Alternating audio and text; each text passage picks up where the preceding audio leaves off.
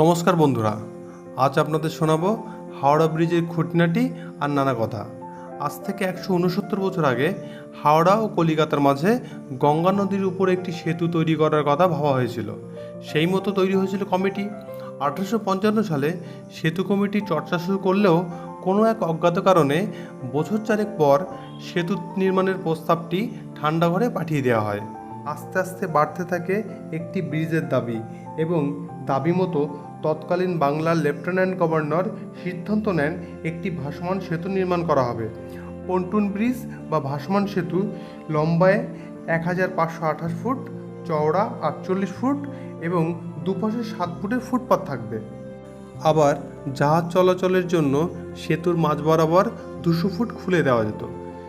Pontoon bridge বা পুরান হাওড়া ব্রিজের নকশা বানিয়েছিলেন ব্রিটিশ শাসনে রেল কোম্পানির খ্যাতনামা কারিগর ব্র্যাডফোর্ড লেসলি।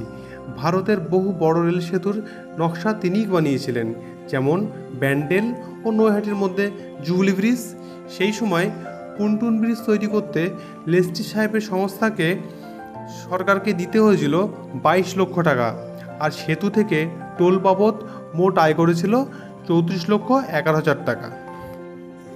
অবশেষে নানা টালবাহানার পর 1937 সালে বর্তমান হাওড়া ব্রিজের কাজ শুরু হয় এবং শেষ হয় 1942 সালের আগস্ট মাসে, এবং 1943 সালের 3রা ফেব্রুয়ারি সাধারণ জনগণের জন্য ব্রিজটিকে খুলে দেওয়া হয়।